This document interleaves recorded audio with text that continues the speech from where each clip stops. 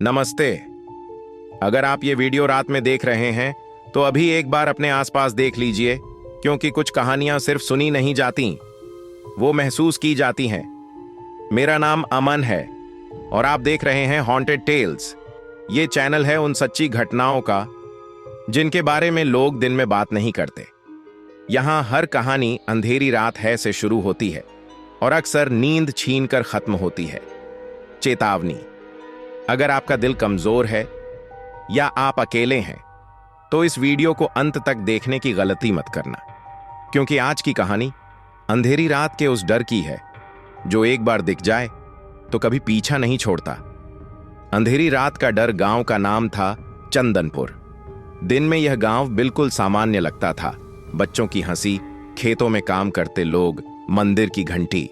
लेकिन रात होते ही यह गांव सांस रोक लेता था। शाम के ठीक 7 बजे के बाद कोई भी बाहर नहीं निकलता था। रवि को यह सब बकवास लगता था। रवि शहर में रहने वाला एक व्यावहारिक लड़का था। उसे अपने काम के सिलसिले में कुछ दिनों के लिए चंदनपुर आना पड़ा। रहने के लिए उसे गांव के बाहर बना एक पुराना सरकारी क्वार्टर मिला जो सालों से बंद पड़ा था। गांव वालों ने उसे मना किया, रात को अकेले मत रहना वहां, अंधेरी रात में वो आ जाती है। रवि हंस दिया। डर दिखा के मुझे रोकना चाहते हो क्या? पहली रात सब कुछ सामान्य था।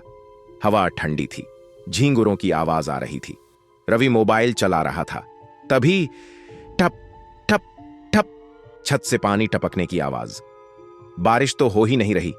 रवि ने ऊपर देखा, छत से नहीं, आवाज कमरे के कोने से आ रही थी। उसने टॉर्च जलाई, कुछ नहीं था। रवि ने इसे वहम समझकर लाइट बंद कर दी। लेकिन ठीक 2:17 पर किसी ने उसके कान के पास फुसफुसाया, मैं आ गई। रवि की आंखें खुली की खुली रह गईं। कमरे में कोई नहीं था, लेकिन हवा बहुत ठंडी हो गई थी। दूसरी रात और भी भयानक थी। रवि ने दरवाजा अंदर से बंद किया, खिड़कियां भी। रात 1:45 पर दरवाजे पर नाखूनों के खरोंचने की आवाज आई। खरर खरर। कौन है? कोई जवाब नहीं। अचानक दरवाजे के नीचे से लंबे काले बाल अंदर आने लगे। रवि चीखना चाहता था, पर आवाज गले में ही फंस गई। बाल वापस खिंच गए। दरवाजे के बाहर से एक टूटी हुई आवाज आई, दरवाजा मत खोलना वरना मैं अंदर आ जाऊंगी। तीसरी रात रवि भाग जाना चाहता था, लेकिन गांव की सड़क रात में कभी दिखाई नहीं देती थी। उस रात बिजली चली गई, पूरा क्वार्टर अंधेरे में डूब गया। तभी पीछे से किसी के चलने की आवाज आई, ढप ढप ढप। रवि मुड़ा। उसके सामने एक औरत खड़ी थी, सफेद साड़ी, चेहरा उल्टा, पैर जमीन को छू ही नहीं रहे थे। उसकी आंखों से काला खून बह रहा था। तुम यहां क्यों आए? आवाज सीधे रवि के दिमाग में गूंजी। रवि रो पड़ा। मुझे नहीं पता था। औरत मुस्कुराई। हर आने वाला यही कहता है। अचानक रवि को याद आया, गांव वाले कहते थे जो इसे देख ले वो गांव छोड़ ही नहीं पाता। सुबह गांव वालों ने क्वार्टर का दरवाजा खोला।